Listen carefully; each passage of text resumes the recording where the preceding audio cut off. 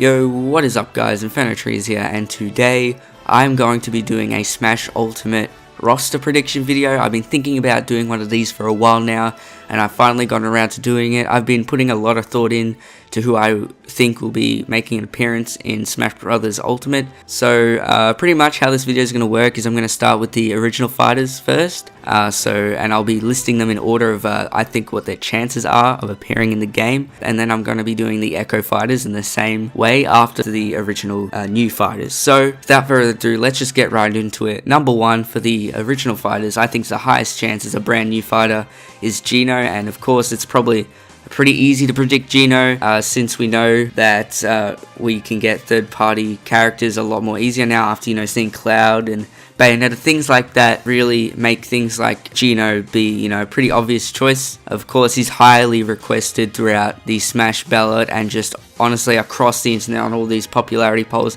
Everyone wants Geno, so I think it's pretty obvious and pretty easy to assume that Geno will be the next character in Smash Bros. Ultimate. So next up we have Bandana Waddle Dee, and I think this is very similar to Geno, probably just as likely, but I've got it at number 2 because I think Geno may be just a slight bit more popular in terms of people requesting for him. But Bandana Dee is a main character by now of the Kirby franchise, and I think it'd just be a missed opportunity to not include him in Smash Bros. And honestly, I don't know how he hasn't been in there for a while now, but now is definitely a time where we could possibly see Bandana Dee in Smash Brothers. Next up is Skull Kid. Now Skull Kid's actually been hinted. You guys saw that thing with the chairs that everyone's going crazy about 2 weeks ago during the direct. But again, Skull Kid, highly requested character. I do feel like we need to flesh out these Zelda characters because we don't really have many of them, and 3 of them are just copies of Link, so we're probably going to need more Zelda characters, and I think Skull Kid is a pretty high chance of getting in, also since we lost his assist trophy, so I really do think Skull Kid has a very high chance of getting in. Alright, so next up we have Isaac from Golden Sun, and honestly I'm not too involved in this community. I've never played Golden Sun, but a lot of people are really asking for Isaac, a pretty popular character across the internet, and throughout the Smash ballot people must have been voting for him. So honestly I do feel like it's not as high a chance as the other fighters, but I do feel like Isaac could make an appearance in Smash Bros. So next up on this list is Sceptile. Now why not Incineroar? Why not Decidueye? Well, a lot of people have been saying Incineroar, and people are trying not to predict Decidueye, even though it's just been a couple leaks that have said it's not Decidueye, which doesn't completely rule him out, because again, the leaks could be wrong. So even though all these leakers have been saying, oh, there's no Decidueye, they may not be correct. We could see Decidueye, but honestly, according to those leaks, I don't feel like we're getting Incineroar. I think it's too risky of a move for them to put Incineroar, because if any of you are part of the Pokemon community, you know that a lot of people actually hate Incineroar's design and the fact that they took a quadruped, turned it into another bipedal fire starter. A lot of people didn't like that, and it's because of that Incineroar is probably one of the most hated starter Pokemon, so it is a big risk to putting him in Smash Bros. Because a lot of people will be highly disappointed, myself included. I don't want to see Incineroar in Smash Bros. I don't like the way he represents Pokemon, and I don't want to see him. I just really hate Incineroar, and a lot of people feel the same way. So I really don't think that we are going to be seeing Incineroar in Smash due to the fact that it's just too risky. Okay, so now we are going to do the Echo Fighters. Now again, they are ranked in order of what I think their chances are of being in Smash Brothers. So just like the original fighters, the Echo Fighter is going to be in the same format. So let's start up with the most likely, and that is Shadow. As an Echo Fighter of Sonic, even though he could have a little bit of a different moveset and he could get his own fighter, they're really not going to do that. They're going to stick to keeping him as an Echo Fighter since it would take a lot less work and they could add more characters, so that's why I think Shadow will be an Echo Fighter of Sonic. Next, we have Isabelle as an Echo Fighter of Villager. Again, just like Shadow, I do think Shadow and Isabelle are very high chance, and everything pretty much from down here is pretty low. There's a big drop, but I do think Shadow and Isabelle are probably extremely likely because of just the amount of people that are requesting them, and they could work well as Echo Fighters because you could just make them take the moves from the fighter that they're echoing and then just call it a day, which honestly I'm fine with. Just having more characters in the game is cool, I guess, even though they're not going to have fleshed out moves, they're just going to be copying the person they're echoing, but that's fine. Alright, so next up we have Ken as an Echo Fighter as Ryu. I do have him pretty high up because I do feel like we're going to see some more third-party Echo fighters. I'm not sure why, I just feel like they're going to do it just to show off that, you know, they can bring these fighters in.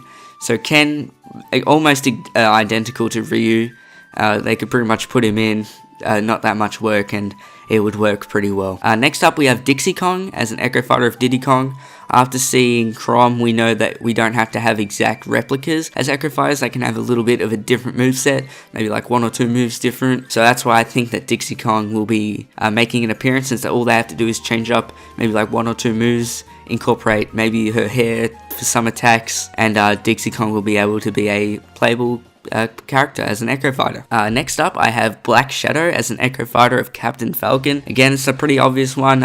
Could get in if they really want to, you know, show us more Echo fighters. You wouldn't really have to change up many moves. I don't think you'd actually have to change up any moves. All you'd have to do is change the animation. So Black Shadow is a really easy Echo fighter to develop, and it's probably because of that reason that he's going to get in. Alright, so next we have Impa as an Echo fighter of Sheik, and I do feel like they need to flesh out the Zelda series a bit more, just like I said with Skull Kids. So I think that Impa as an Echo fighter of Sheik is going to be pretty interesting. I don't think they'd have to change up the moves that much, but if they did, it'd probably only be 1, probably not even 2, just 1. And yeah, apart from that, it would be pretty easy to develop, so Impa could be a pretty interesting Echo fighter. Alright, so up next at number 8 is Ninten as an Echo fighter of Ness. This is probably one of the original Echo fighters that everyone wanted to see, but he's kind of dropped off the radar. But I do feel like Ninten could still have a chance as an Echo fighter, so I'm going to put him on my prediction. Just over time, people have been talking less and less about Ninten as an Echo fighter, so I don't know if he's kind of dropped off and they're not going to put him in, but it's definitely possible. It's not impossible. Alright, so my final prediction for the Echo fighters, and pretty much the end of this video, the last person I'm going to guess, and this is extremely unlikely in my opinion, but I am going to take a risk and predict that Zeraora will echo Lucario. And just because of the way that they're pretty similar in height, and you could see them, you know, using the same effects, because the blue from Lucario's aura could kind of work with Zeraora's electricity. And honestly, with Zeraora's movie coming out soon, you know, it could work well selling that, and, you know, having a Zeraora event for Smash Brothers. I don't know, something like that could work out. It could really help sell Smash Brothers, help sell the movie, and just it really wouldn't take that much work. They just have to turn some of Lucario's aura into electricity, and it could pretty much make a pretty cool character that we could have. Some people have been talking about this, but I don't think many people have been predicting that he could echo Lucario. People have just been saying, oh, Zeraora as the Gen 7 rep. And I was really thinking, if they didn't want to put that much work into it and they just want to give us a Pokemon rep from Gen 7 quickly, Zeraora echoing Lucario is probably the way to go. Alright guys, so if you did enjoy this video, make sure to leave a like. Appreciate all you guys who come along and watch my videos. Make sure to check out my Twitch and my Pokemon channel if you want to support me. I've also got a Discord, and yeah, I'll see you guys all in the next video.